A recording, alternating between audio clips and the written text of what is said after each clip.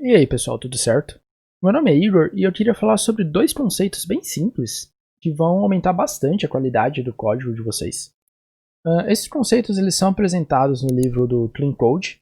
Eu sei que é um tema bastante batido, mas eu percebo que muita gente, principalmente os mais iniciantes, eles têm um pouco de dificuldade nisso, eles não tá tão internalizado. Então eu achei interessante fazer esse vídeo para poder passar um pouco desse conhecimento. Então, o primeiro conceito que eu vou falar é sobre como dar um bom nome para uma variável, para uma função. A parte de leitura é a mais importante quando você está escrevendo um código, porque na verdade você passa muito mais tempo lendo e entendendo o código do que escrevendo. Então é importante que depois de algum tempo você possa voltar para os seus códigos antigos e simplesmente lendo ser capaz de entender o que eles estão fazendo. E o principal jeito de fazer isso é dando bons nomes. Então, por exemplo, nessa primeira função, a gente não tem bons nomes e é bem difícil de você conseguir entender o que ela faz. Claro, é uma função pequena e você pode analisar que o t, se for um valor positivo e menor do que 100, a gente vai somar 10 a esse valor e vai retornar ele no final. Se ele for um valor positivo e for maior do que 100, você simplesmente retorna o mesmo valor. E se ele não existir ou for um valor negativo, você retorna 0. Tá, você consegue realmente ler essa função e conseguir entender o comportamento dela.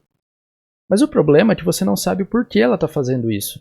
Você não tem contexto nenhum. O nome da função chama calculate e a variável é t. Você não sabe necessariamente o que ela está calculando e o que esse t representa.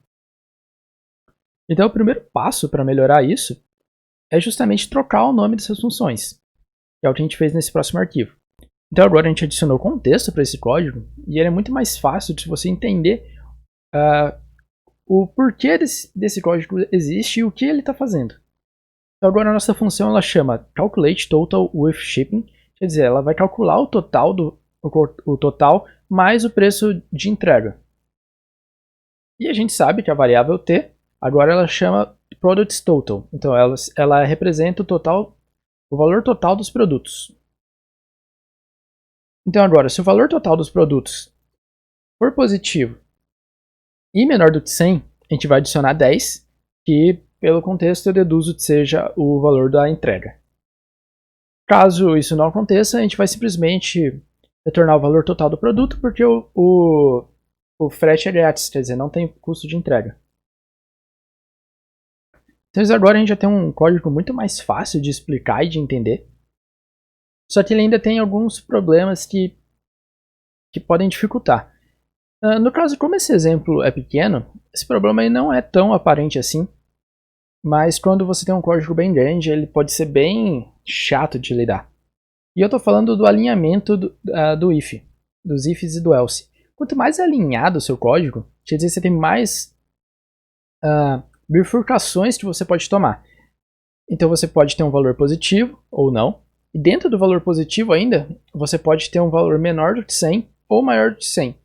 Então você tem vários caminhos, e na hora de ler e tentar compreender o que esse código faz, você precisa ficar controlando esses caminhos mentalmente, o que nem sempre pode ser tão trivial como nesse exemplo. Então o que a gente vai fazer agora é mudar um pouco esse código para alterar a lógica para que ele só tenha um caminho possível a seguir.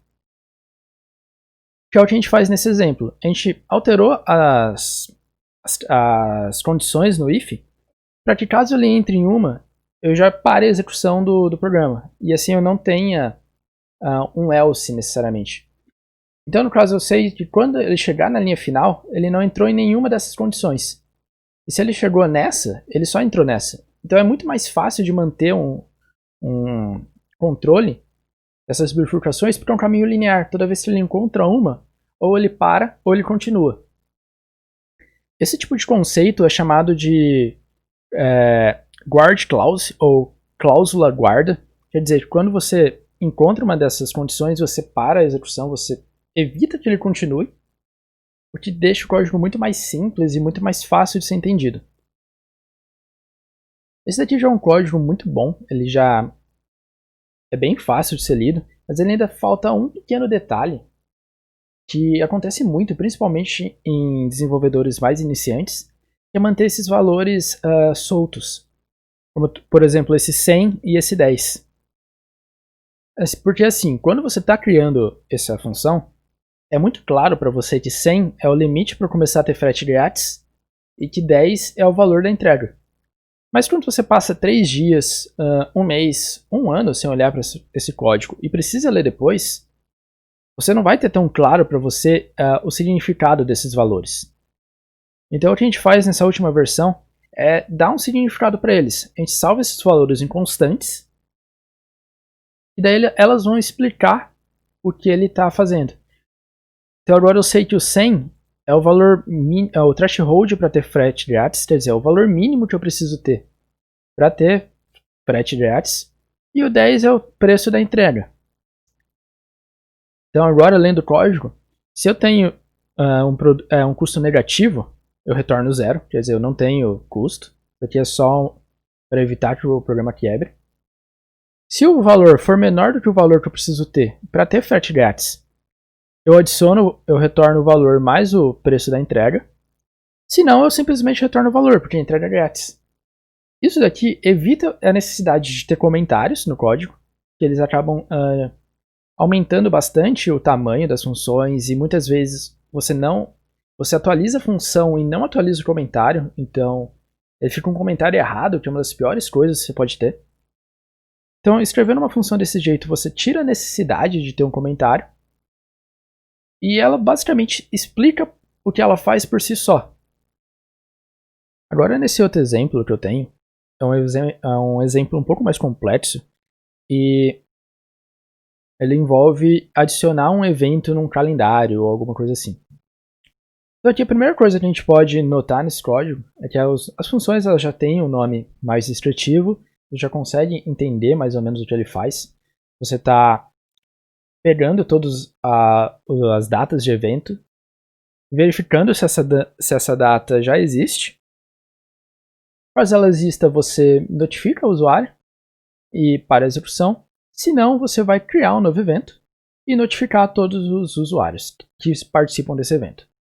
Então, a primeira coisa que a gente nota aqui é esse if else, que cria uma bifurcação no código. A primeira coisa que a gente vai fazer é remover isso. Então, para isso, a gente simplesmente, se não for uma data válida, se já existiu uma data, se já existiu um evento na data que eu estou querendo marcar, eu paro a execução e notifico o usuário. Se não, eu crio o evento e notifico todos. Então esse aqui já é um código bem melhor, mas ele ainda tem basicamente dois problemas. O primeiro e maior problema de todos é o nome dessa função. E é um nome descritivo, ele está falando que ele salva um evento, mas é um nome que te engana. E eu falo que ele engana porque ele não descreve tudo que essa função faz. Então, quando você chama essa função novo evento, além de salvar esse novo evento, o que ela vai fazer? Ela vai validar se esse dia é um dia válido, se eu posso criar um evento nesse dia, e ele vai mandar uma mensagem para todos os convidados. Quer dizer, se ninguém abrir essa função para ver como ela funciona de fato e chamar ela pelo nome, pode causar algum efeito colateral que ele não sabia que ia causar e acabar quebrando alguma coisa. Você pode querer salvar um evento e não notificar os usuários, por exemplo. E só pelo esse nome você não sabe que essa função está notificando os usuários, então você não se preocupa com isso. Então isso, por exemplo, é um efeito colateral que pode acontecer, você notificar os usuários quando você não quer, justamente porque você não sabia que essa função fazia isso. E outra questão que ainda pode ser melhor é esse alinhamento de promises aqui, esse alinhamento de then e catch. Você também cria algum tipo de bifurcação nisso, você também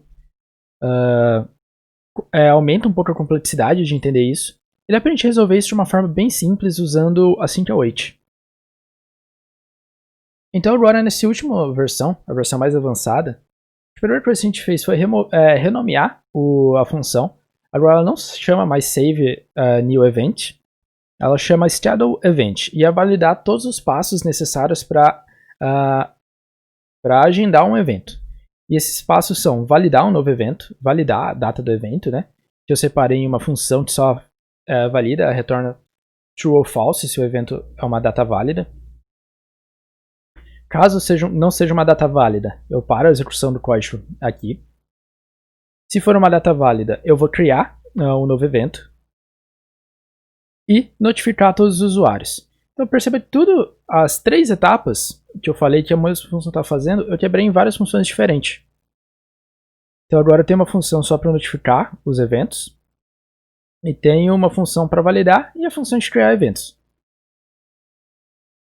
E eu também usei o async_await aqui, para ele esperar ele criar o novo evento, para não ter necessidade de ficar adicionando um then aqui, e notificar os usuários aqui, para não ter necessidade de ficar fazendo isso.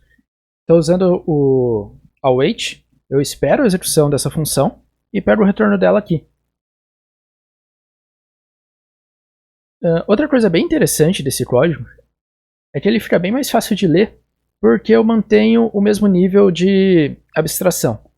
Quer dizer, dentro dessa função schedule_event, você pode perceber que eu não lido diretamente com a lógica de nada. Porque eu estou chamando a função validateEvent, mas dentro dessa função eu não sei como ele está validando o evento necessariamente. Eu não sei como ele está criando o evento e nem como ele está notificando os usuários. Mas isso é uma coisa boa, porque dentro dessa função, a única coisa que eu preciso saber são os passos que ele toma. Se eu precisar saber detalhes de como ele notifica o usuário, eu posso ver diretamente dentro dessa função. Então, essa é uma forma de abstrair que você vai tirando a complexidade, e as funções mais alto níveis, elas vão ser menos complexas e mais descritivas, enquanto você vai entrando cada vez mais nas funções, você vai ter a lógica em si.